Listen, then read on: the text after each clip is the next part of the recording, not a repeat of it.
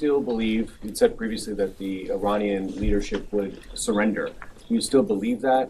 And is the United States still committed to NATO's collective defense? And to Chairman King, could you give us a sense of your thinking about the legality of striking desalinization plants if the president were to order that?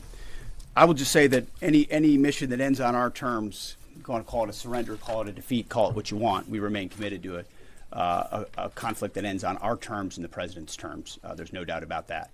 And as far as NATO is concerned, that's a decision that will be left to the president. But I'll just say a lot has been laid bare.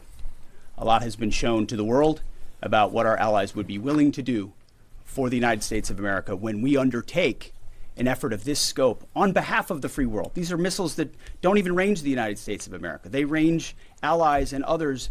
And yet when we ask for additional assistance or simple access basing and overflight, we get questions or roadblocks or hesitations.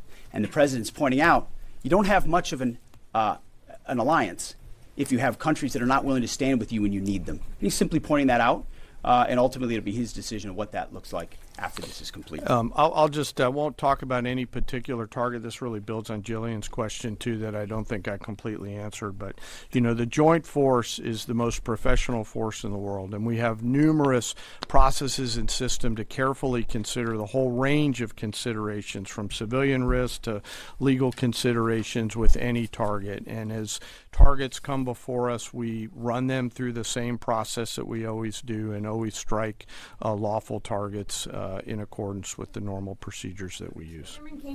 No quarter, no mercy for enemy combatants, as Hegseth has said. For me? Thank you, Mr. Secretary. Thank you, sir. Thank you, Mr. Secretary. Thank you. I appreciate it. On Sunday, President Trump said that Iran's first regime was all destroyed and the second one is mostly dead.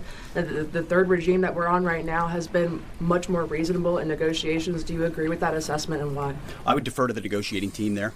They're the ones talking to him, but they're getting a back and forth on terms, which is a productive development. We stand right there next to our negotiating team, always willing and prepared to put them in an even better position. Jelajahi cara baru mendapatkan informasi. Download MetroTV Extend sekarang.